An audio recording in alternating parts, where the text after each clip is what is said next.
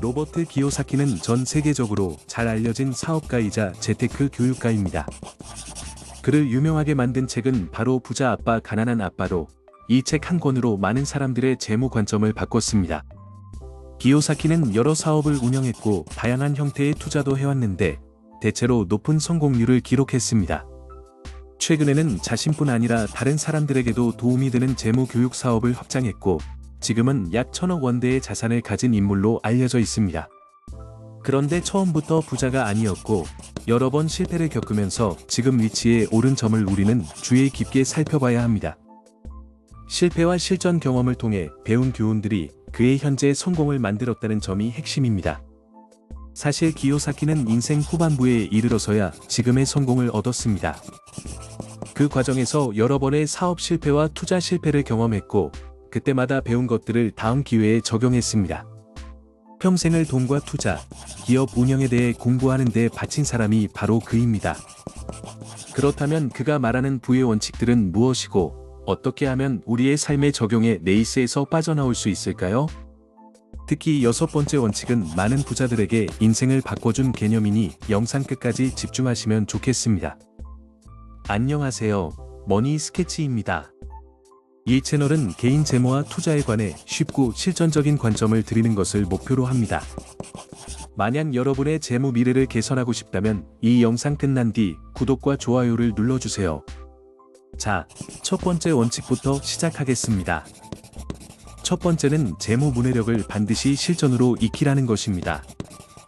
기요사키는 회계, 투자, 법률, 시장의 작동 방식을 배워야 진정으로 똑똑한 재무 결정을 할 수 있다고 강조합니다. 이론만 아는 수준이 아니라 실제 경험을 통해 체득해야 비로소 돈을 내 편으로 만들 수 있다는 이야기입니다. 재무 지식은 범위가 넓고 배워야 할 것이 많습니다. 안타깝게도 학교에서는 이런 내용들을 강조하지 않습니다. 우리 학교 교육은 관리나 소통 같은 생활 기술조차 충분히 가르치지 않는데 더 큰 문제는 학교가 대개 학생들을 훌륭한 직원으로 만들도록 설계되어 있다는 점입니다. 즉 사업가나 투자자로서 필요한 역량을 길러주지 않는다는 뜻이지요. 기요사키는 자신이 하와이 콘도를 처음 구매했던 경험을 자주 이야기합니다. 그 콘도는 약 2,300만 원에 구매했다고 알려져 있는데 금전적으로 큰 돈은 아니었지만 실전 경험으로서 얻은 가치는 훨씬 컸다고 말합니다. 그 경험은 이후 더 큰 거래를 성사시키는 밑거름이 되었고 기요사키는 교육받은 위험, 즉 계산된 리스크를 감수하는 것이 비즈니스와 투자 세계에서 핵심이라고 말합니다. 두 번째 원칙으로 넘어가 볼게요. 두 번째는 두려움과 자기의심을 피하라는 것입니다. 스스로 성공을 만든 사람이라면 누구나 말하는 것은 실패는 필연적이라는 사실입니다. 실패는 성공의 일부이자 과정이라는 사실을 받아들여야 합니다. 기요사키 또한 여러 사업과 투자에서 실패를 겪었지만 그 실패들로 인해 가능성이 줄어들게 두지 않았습니다. 만약 여러분이 멋진 사업 아이디어를 갖고 있는데 두려움과 자기의심 때문에 앞을 못 나간다면 그 아이디어는 실행되지 못한 채 사라질 가능성이 큽니다.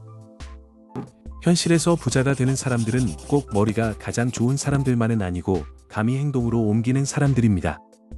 그들은 실패할 가능성이 항상 존재한다는 사실을 알고 있지만 그에 비해 얻을 수 있는 보상이 충분히 가치 있다고 판단합니다.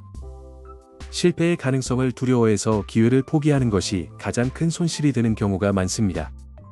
세 번째 원칙은 판매 기술을 배우라는 것입니다.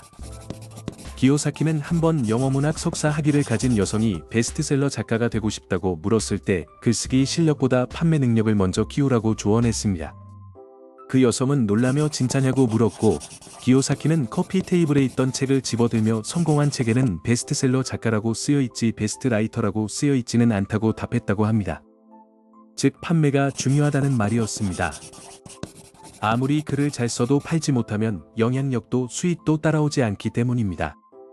기요사키 본인도 석유업계에서 고액 연봉 제안을 거절하고 제록스에 들어가 판매를 배웠다고 합니다.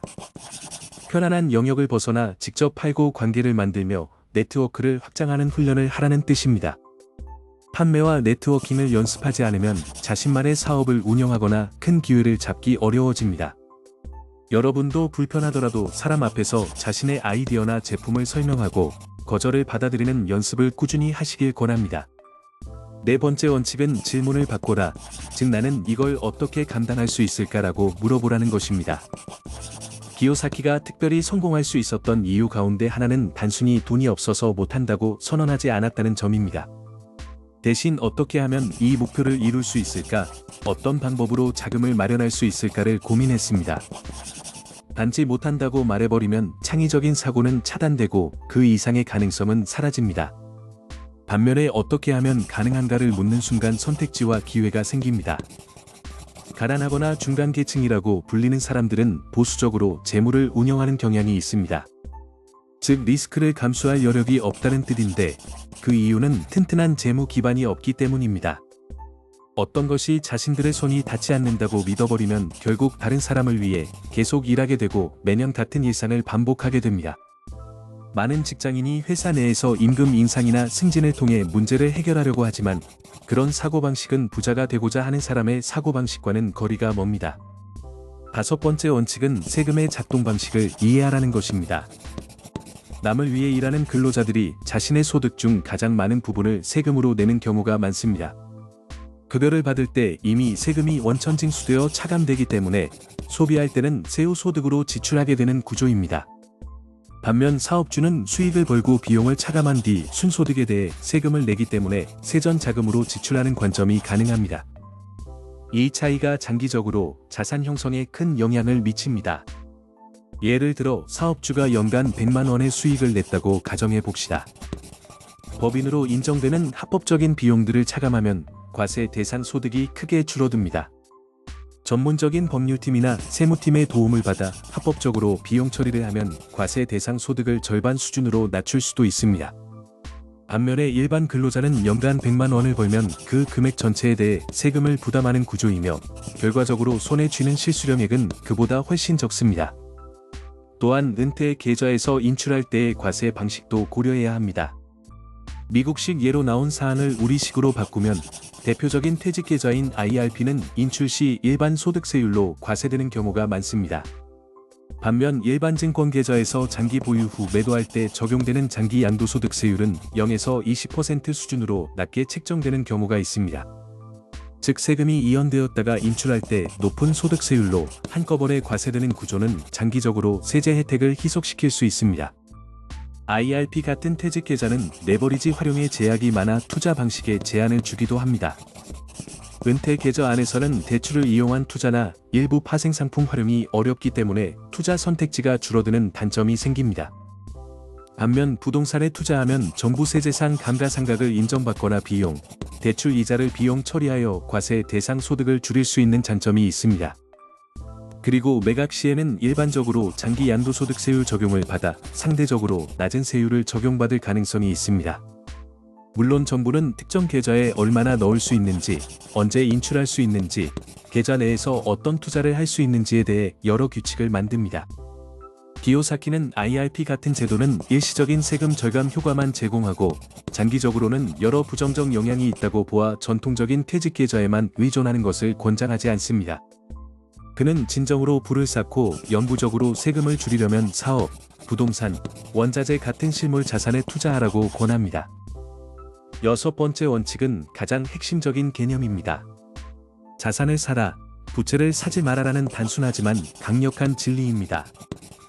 기요사키는 주택을 자산으로 보지 않고 부채로 보아 논란을 일으켰습니다. 그가 주장한 이유는 집은 매달 세금, 보험, 유지비, 그리고 주택담보대출 상환 같은 비용을 지속적으로 발생시키기 때문이라는 점입니다. 물론 사람마다 관점은 다르겠지만 기요사키의 핵심은 돈을 주머니에 넣어주는 것에 투자하라는 것입니다. 자동차나 고가의 스마트폰처럼 시간이 지날수록 가치가 떨어지고 유지비만 드는 물건은 전형적인 부채에 가깝습니다. 반면에 월별 현금 흐름을 만들어주는 임대 부동산 같은 자산은 기요사키가 강조하는 대표적 예입니다. 매달 임대료가 들어오면 그 수익으로 다른 지출을 감당하거나 또 다른 자산을 사는 선순환이 가능합니다. 따라서 중산층이 월급을 받아 부채로 이어지는 소비를 반복하는 한 레이스를 벗어나기 어렵다고 그는 경고합니다. 중산층이 흔히 빠지는 함정은 월급으로 차량을 사고 고가의 소비를 위해 은행에서 대출을 받는 것입니다. 이것 자체가 잘못된 건 아니지만 우선순위가 바뀌어선 안 됩니다. 먼저 현금 흐름을 만들어줄 자산을 확보한 뒤 그 자산이 만들어내는 수익으로 부채성 소비를 충당하는 전략을 취해야 합니다. 예를 들어 새 차를 사고 싶다면 그 차 값이 투자 수익으로 충당되도록 투자를 찾아보고 그 수익으로 차를 사는 방법을 고민하는 시기입니다. 그렇게 하지 않으면 수십 년 동안 그저 중간 수준의 임금을 받으며 일만 하다가 60대에 이르러 은퇴 자금이 턱없이 부족한 상황에 이를 수 있습니다.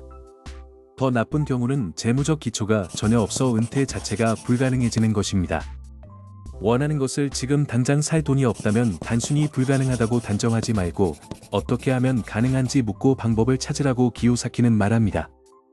마지막으로 요약하자면 세금 뒤적을 활용해 불필요한 세금 지출을 줄이고 실전 경험을 통해 더 많이 배우세요. 그리고 계산된 리스크를 감수해 큰 잠재력을 가진 기회를 잡으세요.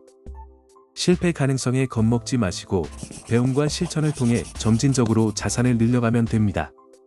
이번 영상에서 소개한 원칙들은 한 번에 모든 것을 바꿔주지는 않겠지만 꾸준하게 적용하면 인생의 재무 구조를 완전히 바꿔줄 수 있습니다.